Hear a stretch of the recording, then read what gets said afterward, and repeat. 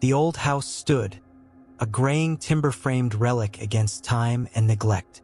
It was one Sarah and Tom had won at a heritage auction, a forgotten piece of a family whose name was no longer remembered.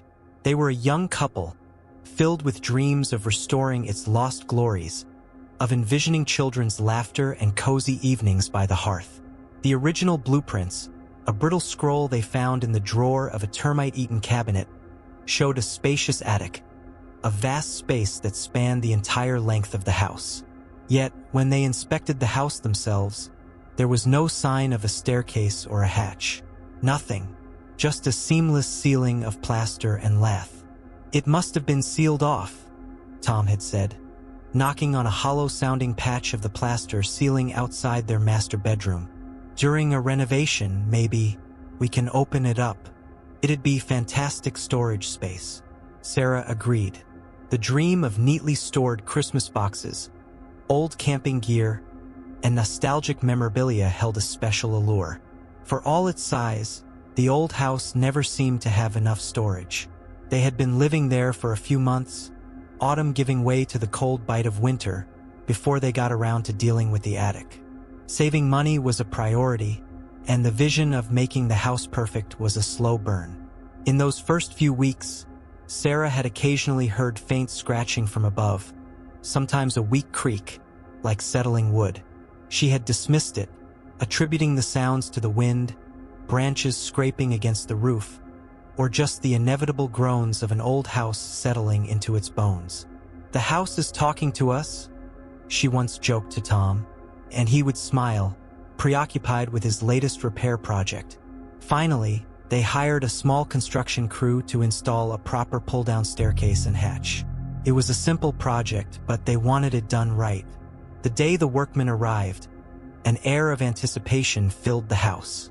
Sarah, who was working remotely, found herself glancing up from her laptop periodically, listening to the sounds of drilling, sawing, and hammering.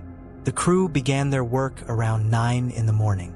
The noise was loud at first, but gradually, a strange silence began to settle. It wasn't the silence of completion, but a silence of confusion. Around 11, one of the workmen, a man named Dave, knocked on the door to Sarah's home office. His face was pale, and he had a bewildered look. "Mrs. Miller," he said, his voice a little shaky. "Could you come up here for a second?" Sarah set down her headset, a sense of unease creeping over her. She followed Dave up the stairs. Tom, who was home to help supervise, was already in the hallway outside where the attic was supposed to be. His face was a mask of disbelief. When she looked up, she saw the freshly cut rectangular hole in the ceiling. There was no familiar groan of splintering wood or the metallic clang of an empty space. Instead, she saw an opening into a room. "We cut a hole to start framing it," Dave explained, his eyes fixed on the room above. "And we found this." Sarah leaned against Tom, staring up. She had expected a grimy, cobweb-filled attic, laden with dust and perhaps the desiccated remains of some unfortunate animal. Instead, she saw a fully furnished room. There was a bed in the corner, the quilt rumpled as if someone had just gotten up. On a small nightstand beside it sat an open book, face down, a pair of reading glasses resting on the page. An old ceramic mug, dry but still stained with the dregs of coffee, sat beside it. An old battery-powered lantern was set on the floor. The air that drifted down smelled old, a little musty, but there was also the faint scent of dust and something she couldn't place. A subtle odor like aged wood, but with something else mixed in. "But how?" Sarah whispered, a chill running down her spine. "There's no entrance," Tom said, his voice low. "No sign this room was ever accessed. No hidden staircase, no secret hatch." The second workman, an older man named Frank, climbed a ladder, a tape measure in his hand. "And look at this," he said, pointing to the thick layer of dust that coated the floor inside the room. It was completely undisturbed. No footprints, no scuff marks, utterly pristine. "It's as if someone simply vanished." Sarah said. The air in the room felt strangely cold, an inexplicable chill that didn't correspond with the temperature outside. This was more disturbing than the objects. This wasn't an abandoned room. This was an occupied room, now unoccupied. And there was no way they could have gotten in or out. The workmen refused to continue. They agreed to patch the hole, but no more. They tried to offer some rationalizations, though even they sounded unconvinced. A cleverly hidden entrance that was completely destroyed in the sealing process, maybe, or some elaborate prank. But none of them truly believed it. They were paid and they left quickly. Tom and Sarah stood there for a long time, staring up into the opening, into the mysteries it held. They took pictures, sent them to friends and family, but no one could offer a plausible explanation. They decided to leave the attic be. Tom bought a thick sheet of plywood to temporarily board up the hole, with the intention of calling another carpenter to seal the room away permanently. But from that day on, things changed. The faint scratches Sarah had once dismissed were now more distinct, more purposeful. At first, it was the soft rattle of books on their shelves in the middle of the night, as if an unseen hand were brushing past the spines. Then came the soft click of the refrigerator door opening, followed by a gentle close. They started finding closed doors left ajar, tucked-in chairs pulled out from the table. "Are you messing with me?" Sarah asked Tom one morning, after finding the TV remote carefully placed on top of the kitchen cabinets. Tom frowned. "What are you talking about? You're the one who does that. I couldn't find the remote all last night." Tension began to build between them, small arguments over misplaced items or open doors. One night, Sarah awoke to the sound of soft dragging. She held her breath, her heart hammering in her chest. The sound was coming from their living room, directly below their bedroom. It was a rhythmic, scraping sound, as if something heavy was being slowly pulled across the hardwood floor. It wasn't the wind. It wasn't the house settling. She gently shook Tom awake. "Do you hear that?" she whispered. Tom grunted, but then he stiffened. "What is that?" The dragging stopped. The house fell completely silent. They lay there in the dark, listening. There was only the sound of their own heartbeats. The next morning, they went downstairs. The living room looked normal, but a heavy armchair that Tom had struggled to move when they first moved in was now pulled out into the middle of the room, facing the empty fireplace. On its seat, a book, a horror novel Sarah had been reading, was open, face down, exactly the way they had found the book in the attic. Tom swallowed hard. "That's it," he said, his voice trembling. "We are sealing that hole." He immediately called a local carpenter, explaining that he needed a false wall built over the ceiling, citing heat leakage as an excuse. The carpenter, a cheerful man named Gary, promised to come by the next day. That night, neither of them slept. They heard the soft patter of footsteps downstairs, the occasional creak of a floorboard. They heard the faint scratching from the attic directly above them, but this time it sounded like a gentle, repetitive scraping. Sarah clutched Tom's hand, her palm slick with sweat. "Do you think it came down?" she whispered, the unspoken question hanging in the air. Was whatever was in the attic now with them on the lower floors? Tom didn't answer. He was too afraid to speak. As the sun began to rise, a deafening noise erupted from the attic. A single, violent slam, as if something heavy had been thrown against the plywood. It was followed by a loud crack. Tom shot up in bed. What the hell was that? They both jumped out of bed, running into the hallway.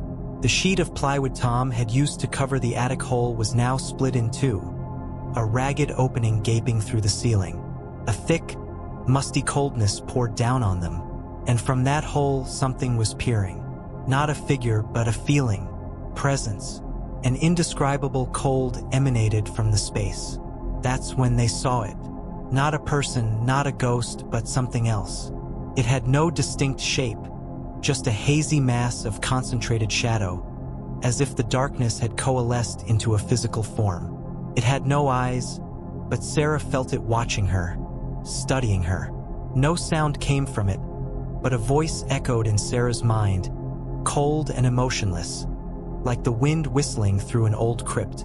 "You opened it. You let me walk." Tom grabbed Sarah's arm. "Run!" he screamed. They scrambled down the stairs, their feet pounding on the steps, their hearts beating louder than their own footfalls. As they reached the first floor, they heard another loud crack from the attic, followed by a dragging sound. The dragging was faster now, heavier, followed by the creak of the stairs. It was coming down. They burst through the front door, not looking back.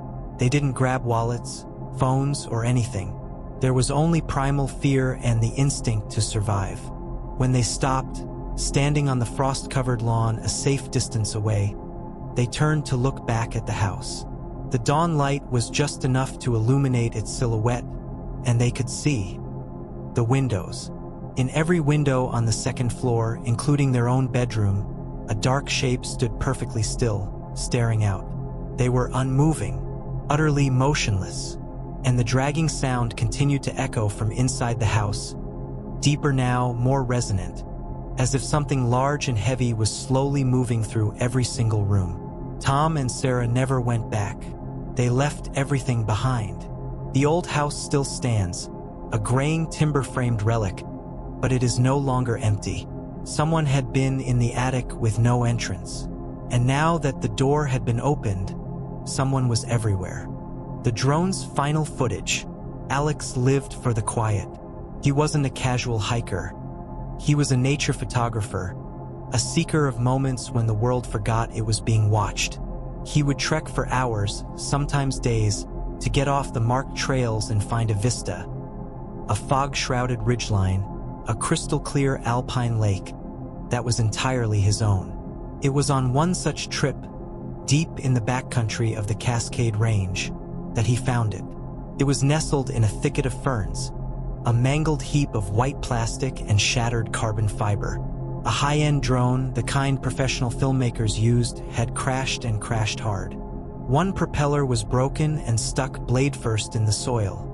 Another was bent at an unnatural angle. It looked as if it had been swatted from the sky. There was no sign of its owner, no tent, no old footprints, nothing. After calling out a few times with no response, Alex, driven by curiosity and a bit of a scavenger's greed, carefully pried the memory card from its slot. He tucked it into a small plastic bag and continued his hike, a strange unease settling over him about his discovery. It wasn't until a few days later, back in his small cabin, that he remembered the card. Plugging it into his laptop, he was relieved to find it was still functional. There was only a single video file. He double-clicked it. The footage began spectacularly. The drone was gliding smoothly over a sea of fir and cedar trees, the late afternoon sun casting a warm, golden hue over the landscape. The operator was clearly skilled, but then the movement became more purposeful. The drone stopped gliding and began flying in a specific direction, picking up speed. It crested a ridge and dipped down into a narrow valley, a cleft in the earth that Alex didn't recognize from his maps. That's when he saw the structure. It sat in a small clearing, obscured by ancient trees. It was unlike anything he had ever seen. It wasn't an old trapper's cabin or a Native American ruin. It was made of a dark, almost black stone, but the angles were wrong. They weren't cut or built. They looked as though they had grown. The walls curved and twisted in on themselves in non-Euclidean ways, and the entire structure seemed to shimmer slightly, an optical distortion like a heat haze, though the mountain air was cold. Alex felt a shiver run down his spine. The place felt wrong, an offense against the natural symmetry he cherished so deeply. The drone operator apparently felt the same, as the drone's movements became hesitant, approaching the structure slowly. It hovered about 20 feet from a dark opening in the wall, a doorless entryway. For several seconds, nothing happened. The silence on the video was almost absolute, broken only by the faint hum of the propellers. Then came the movement. It wasn't a bear or a mountain lion. It wasn't human. It erupted from the darkness, a blur of long, spindly limbs and a pale, bark-like grayness. It moved with an unnatural speed, an almost instantaneous flicker from the entryway to the drone. There was no sound of a roar or a shriek, just a short, violent burst of ear-splitting static on the audio. Alex caught a single, fleeting impression of something tall and gaunt, with joints that bent the wrong way before it collided with the drone. The camera tumbled violently. A glimpse of sky, a blur of branches, then a close-up of fern fronds as it plunged to the earth. The video ended. Alex sat there, his heart pounding. He rewound and rewatched that final moment over and over. That movement, it wasn't right. No living thing could move that fast.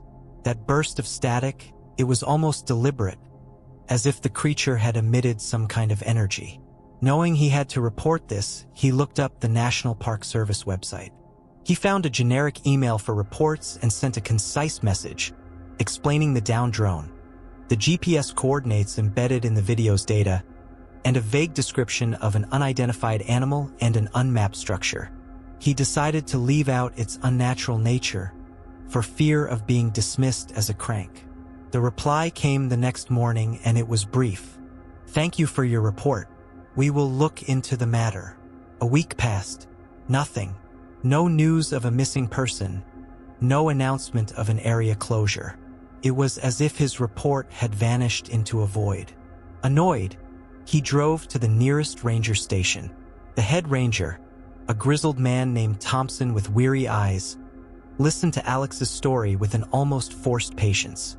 When Alex offered him the memory card, Thompson didn't even take it. "We got your email, Mr. Miller," Thompson said, his voice flat. "A team went to check out that area.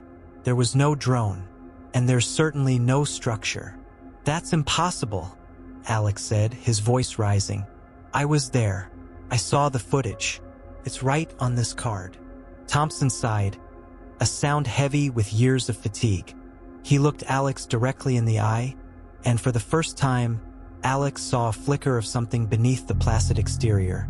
It was fear. "Look, son," the ranger said, his voice lower. "You're a good photographer. I've seen your website. You've got a great eye, but sometimes the light in the mountains plays tricks on you. You see things that aren't really there." "This wasn't a trick of the light," Alex insisted. "There is something out there." Thompson's expression hardened. "There is nothing out there," he said, his tone final. "I suggest you forget all about what you think you saw. Some places in this park are best left alone. For your own safety." It was a warning disguised as advice. Stunned and angry, Alex left. He knew they were lying. But why? Back home, he plugged the memory card in again. He had to show someone. He had to prove it. But when he opened the directory, his heart stopped. It was empty. The video file was gone. Panic seized him. How? No one had access to his laptop. He ran data recovery programs, his hands trembling on the keyboard. After hours of frantic work, he recovered one thing. Not the whole video, but a single corrupted image file, a distorted, artifact-ridden frame from the instant before impact. It was there, blurry and riddled with digital noise, but unmistakable. The gaunt figure, its long limbs splayed like dead branches, its head tilted at an inhuman angle. Around it, the very air seemed to be distorted, bending around its form. It was his proof, but it was also his curse. He tried to post it online on forums for cryptozoology and the paranormal. It was mocked and dismissed almost instantly. "Bad Photoshop," one commenter wrote. "Hoax," said another. His reputation as a nature photographer, a man who shot only what was real, was ruined. He became obsessed, spending hours analyzing that single frame, trying to pull out some detail that would prove he wasn't crazy. The quiet he had once sought now became terrifying. He began to see movement in the corner of his eye on his walks in the woods behind his cabin. Shapes that seemed to shift when he wasn't looking directly at them. He set up cameras all over his property, hoping to catch something, but the photos were always empty. The paranoia began to eat at him. Had the Rangers hacked his computer? Were they watching him? Or was it something worse? Did the creature somehow know he had seen it? The story never found a resolution. Alex never went back to that valley. He couldn't. Thompson's warning echoed in his mind, but he couldn't escape it either. The drone had shown him something he was never meant to see, a glimpse of a reality hidden just beneath the world he loved. At night, Alex would sit in his cabin, the only light coming from the computer screen displaying the corrupted image. He would stare into the impossible shape of the creature, trapped between the horror of what he saw and the madness of being unable to prove it. And sometimes, when he looked out his window into the deep, dark woods, he got the feeling that, somewhere out there, something with long limbs and joints that bent the wrong way was looking back. Echoes from the underground. Jacob, or Jake, to his small but dedicated community of urban explorers, was a master of decay. He could read the story of a derelict building in the cracks of its walls and the peel of its paint. He saw the silence of forgotten places not as emptiness, but as a weighted stillness. His final challenge, the crown jewel of his unofficial career, was the Aldridge Avenue terminus. A sprawling, abandoned subway system beneath Cleveland that had been sealed and forgotten since the 1950s after a construction disaster. Armed with a pack containing enough water, protein bars, backup batteries, and 3 separate light sources, Jake felt like a knight entering a dragon's lair. He'd spent months studying old blueprints, finding a viable entry point through a storm drain half a mile away. As he slid through the narrow concrete aperture and dropped onto the dusty tile floor of the tunnel, an almost sacred silence enveloped him. The air was thick with the smell of damp concrete, old ozone, and the slow decomposition of time itself. He flicked on his main headlamp, a brilliant beam of cold white that sliced through the oppressive dark. This was his domain. The first few hours were magnificent. He moved through desolate platforms, advertisements for long-dead products peeling from the walls. He found a train car left on a siding, coated in a layer of dust as thick as snow. He was the first person to witness this decay in over 70 years. He took photographs, documenting every detail, feeling a sense of peaceful mastery and discovery. The silence was his companion, broken only by the crunch of his boots on the gravel bed and his own steady breathing. The unease began as a stray thought. He was deep in a long service tunnel, about a mile from his entry point, when he paused for a drink of water. As he stood still, he thought he heard something. A faint crunch of gravel, far behind him. He killed his headlamp, plunging himself into absolute black, straining his ears. Nothing, just the thumping of his own heart. A rat, he told himself, or maybe a strange echo from his own movements. He switched the light back on and continued. But now he was listening. He started paying attention to the rhythm of his own footsteps. Left, right, crunch. Left, right, crunch. And then he heard it again, a little clearer this time. An echo, but it was wrong. It wasn't the sound of his steps bouncing off the walls. It came after his footfalls, a beat too late, and it was a perfect mimic. Left, right, crunch. A pause. Left, right, crunch. Jake stopped dead, his heart seizing. The echo stopped too. He stood motionless for a full minute, the silence so thick he could feel it pressing on his eardrums. He took one slow step. Scrape. A second later, from back down the tunnel, a single lonely scrape answered. This was not an echo. His rational mind scrambled for an explanation. Another explorer? Impossible. The community was tiny. He would have known if someone else was planning a trip like this. A squatter? This deep underground, and with no signs of life? The blood went cold in his veins. He spun around, casting his powerful beam back down the tunnel. It was empty, terminating in a distant curve where the darkness swallowed the light. Hello? His voice boomed, louder than he intended. Only the proper echo of his own voice answered. He stood there, feeling foolish, but the peace was shattered. His sense of mastery was gone, replaced by a prickling feeling of being watched. He decided it was time to head back. The expedition was spoiled. He turned and began walking, faster now. The mimicking footsteps did too, keeping a constant distance but now with a disturbing urgency to their rhythm. As he neared the main station, another sound bled through the tunnels, one that froze him in his tracks. It was a faint train whistle, a long, ghostly keen that echoed from deep within the system, where no power ran and no train had rolled in decades. It wasn't a memory or a hallucination. It was real, and it came again a little closer this time. Panic began to rise. This was impossible. Jake broke into a jog, his heavy pack bouncing on his back. The footsteps behind him matched his pace, their frantic crunching a mockery of his own fear. Then the whispers started. They were faint at first, like radio static, curling around the edges of his own ragged breaths. They seemed to come from everywhere at once. As he ran past an old control room, a clearer whisper cut through the noise. "Jay Aki." He stumbled, almost falling. He had never said his name. Not once. How could it know? Cold, absolute horror washed over him. This wasn't another explorer. This wasn't a squatter. This was something else. He scrambled to his feet and ran. The whispers became more frequent, his name drawn out and distorted, a ghoulish chorus reverberating off the concrete walls. As he burst onto the main platform, the beam of his headlamp swept across a grime and moss-covered wall he had passed on his way in. But now there was something new. Scratches, fresh lines carved into the filth, glistening wetly in his light. They weren't random scrawls. They formed a map, a simple but accurate map of his route from the storm drain to the deepest point he had reached, and back. A small X marked his current position on the platform. Jake's rationality completely shattered. It had been following him from the very beginning.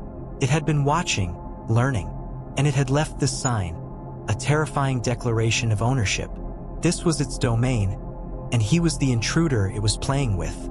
He was no longer thinking, he was just reacting. He sprinted for the tunnel that led to his exit. The train whistle blasted again, this time right behind him, deafening and furious. The whispers morphed into distorted giggles, a hideous sound of malevolent glee. His headlamp began to flicker. No, not now, he thought, slapping the side of his head. The beam steadied, then flickered again, plunging him into disorienting moments of darkness. During one of those black flashes, he heard a rustle right beside him, so close he could feel a draft of cold air.